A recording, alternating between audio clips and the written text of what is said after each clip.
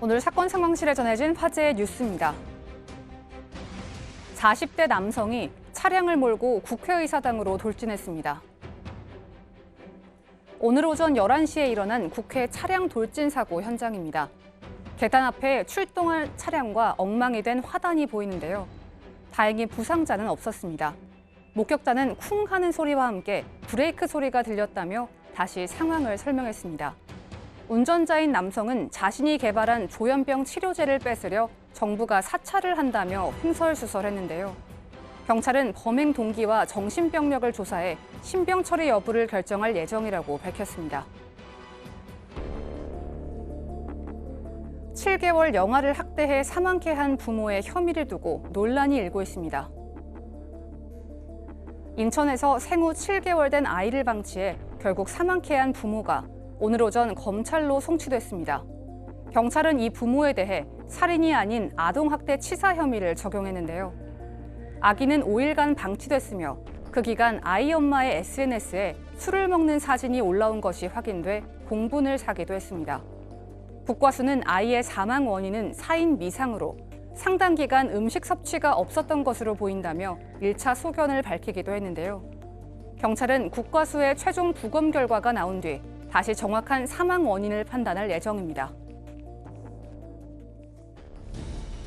신안 앞바다에 가라앉은 유물이 무더기로 발견됐습니다. 지난 3월 경찰이 도굴품을 숨긴 60대 남성의 집을 수색하는 장면입니다. 나무 상자에서 비닐과 종이로 겹겹이 싼 접시들이 쏟아져 나오는데요. 회수된 도자기는 1980년대 신안 해저유물 매장 해역에서 도굴된 중국 원나라 도자기들이었습니다. 경찰은 13일에 열린 기자회견에서 회수한 도굴품 57점을 공개했습니다.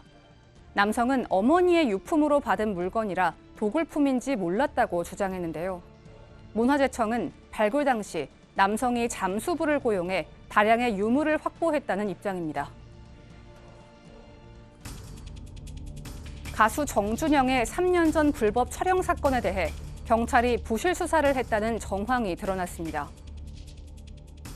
성관계 동영상 불법 촬영 및 유포 혐의로 구속된 가수 정준영. 2016년에도 불법 촬영 의혹에 휘말린 적이 있었는데요. 당시 수사를 담당했던 경찰관은 정준영 씨 변호사에게 휴대전화를 분실한 것으로 갈 것을 제안했고 이로 인해 증거 불충분으로 무혐의 결론이 나면서 사건이 마무리됐다는 사실이 밝혀졌습니다. 현재 해당 경찰관과 변호사는 직무유기 등의 혐의로 검찰에 송치됐습니다. 지금까지 사건 상황실이었습니다. 네, 이 정준영 씨 사건은 사실 뭐 또 까도 새로운 사실이 나오는데 3년 전인데 불법 촬영 사건이 있었는데 그 당시에 경찰이 좀 무마해줬다는 의혹이 또 나왔군요. 뭐 이미 이야기는 뭐 계속 네. 버닝썬 사건 수사하면서 나왔던 내용인데요. 성동경찰서 경찰관이죠. 이 경찰관이 정준영이 2016년 이 불법 촬영한 그 휴대폰을 압수를 해가지고 디지털 포렌식을 이제 해서 이제 수사를 해야 되는데 이 변호인한테 이 경찰관이 그렇게 말했다는 거예요. 예. 휴대전화 분실한 걸로 해서 좀 쉽게 가시죠. 그렇게 얘기를 했다는 거예요. 그리고는 디지털 포렌식 회사에다가 맡겼다는 말을 듣고는 그 포렌식 업체에다가 전화를 해가지고 그 휴대전화는 복원이 불가능하다는 확인서 하나 좀 써주십시오.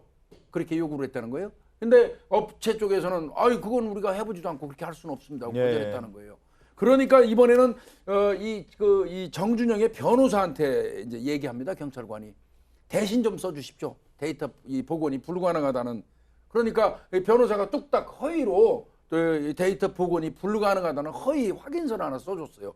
그 허위 확인서를 붙여가지고 압수 혹은 그 디지털 포렌식 없이 그 사건을 무마했던 거죠. 예. 그 변호사 같은 경우는 그 맡겼던 그 디지털 포렌식 맡겼던 그 휴대폰을 본인의 사무실 그 금고에다가 약 2년 7개월 동안 넣고 있었다는 거예요. 그래서 변호사하고 그 경찰관이 같이 입건된 사례입니다. 네, 2016년 이 불법 촬영 사건 정준영이 이제 주도했던 사건인데 경찰이 은폐했다라는 내용이 지금 밝혀지고 있습니다.